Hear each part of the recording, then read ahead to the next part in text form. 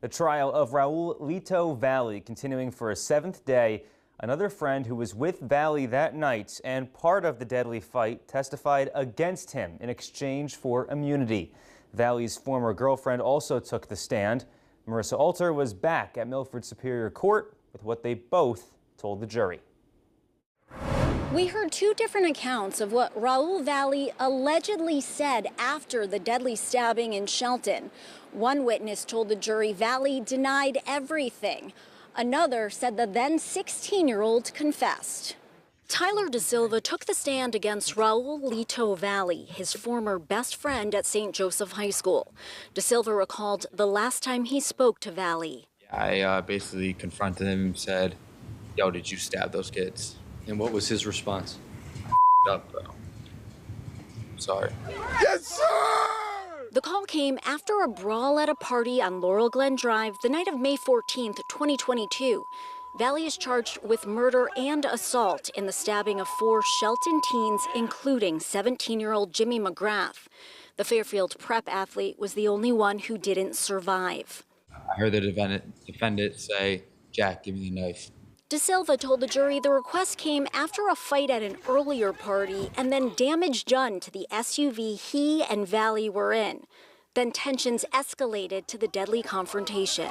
Here's a knife! Here's a knife! But you didn't see him give him the knife. Did not. And you didn't see the knife any time thereafter. Did not. You didn't see Mr. Valle do anything with the knife at any time. Is that fair to say? Correct. Valle's attorney also went after the reason behind De Silva's testimony against his client, a deal with the prosecution. You don't want to spend in jail, do you? Honestly, no. No, you want immunity, right? Right. Without it, you're not telling us anything, right? Correct. Including Valle's alleged confession to De Silva. There was no such admission to Mackenzie Trafficante, Valle's former girlfriend, who took the stand visibly emotional. Mackenzie, I'm going to direct your attention to May 14th of 2022. Do you remember that day and why? That was an awful day.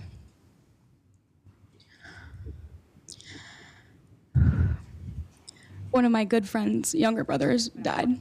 Trafficante said this was the first time she's seen Valle since then. Her testimony included text messages between them shortly after the stabbing, where he denied everything and said he was leaving for Florida. She also recalled their final phone call. He said, "I wasn't there. I didn't do anything. What are you talking about?" It wasn't until the next day she learned McGrath didn't make it.